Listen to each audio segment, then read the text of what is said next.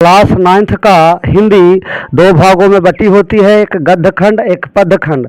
मैं कविता के रूप में क्लास 9th में राम अब कैसे छुटी राम नाम रट लागी भक्ति कविता पढ़ाया और बच्चों के अंदर भक्ति भावना जगाने का प्रयास किया। जब बच्चा के अंदर भक्ति भावना होगी तो उसके अंदर बुराइयों का नाश होगा। इसमें हम पढ़ा के बच्चों को याद कराए कविता। देखिए आपके सामने कुछ हमारे बच्चे आएंगे, कविता को सुनाएंगे, उसका अर्थ हमने बताया। तो प्रयास जारी है ताकि लोगों को अच्छी शिक्षा मिल सके। तो आपके सामने हम कविता के लिए बुलाना चाहते हैं। रुको। ओम भूर्भुवः स्वः तत्सवितुर्वरेण्यं भर्गो देवस्य धीमहि धियो यो नः प्रचोदयात्। ओम भूर्भुवः स्वः तत्सवितुर्वरेण्यं भर्गो देवस्य धीमहि धियो यो नः प्रचोदयात्। ओम भूर्भुवः स्वः तत्सवितुर्वरेण्यं भर्गो देवस्य धीमहि धियो यो नः प्रचोदयात्। च पिता त्वमेव बन्धु च सखा त्वमेव विद्या द्रविणं त्वमेव सर्वं मम देव त्वमेव माता च पिता त्वमेव बन्धु च सखा त्वमेव विद्या द्रविणं त्वमेव सर्वं मम देव।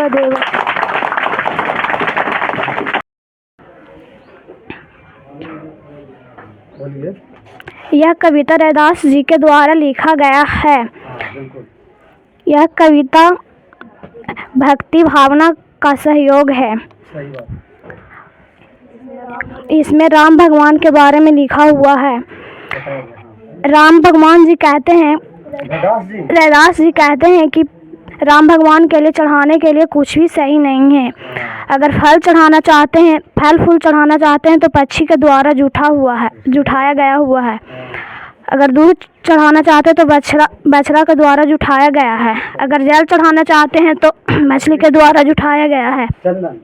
अगर चंदन चढ़ाना चाहते हैं तो सांप से लिपटा हुआ पेड़ में उसके द्वारा विष के द्वारा जुठाया गया है।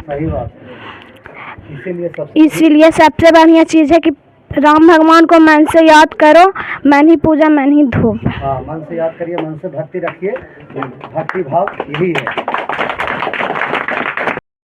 देखिए अभी साथ से हम पूछेंगे कविता का अंश मन ही पूजा मन ही धूप, इसका अर्थ बताओ बाबू।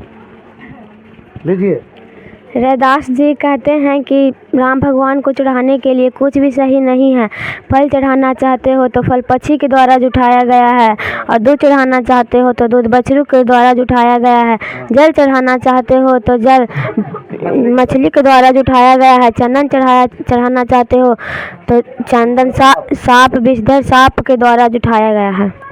इसीलिए राम भगवान को मन से याद करो। हाँ, मन ही से पूजा करो। ओम ह्रीं क्लीं चामुंडाय बीचे स्वाहा। ओम ह्रीं क्लीं चामुंडाय बीचे स्वाहा। राम मैं पूजा कहाँ चढ़ाऊँ, फल अरुमुल अनुप न पाऊँ। तनहर दूध जो बछरू जुठारी, पूप भंगर जल मिली बिम्बारी। मल्यागरी बेधियो भुअंगा बीस अमृत देव एक के संगा।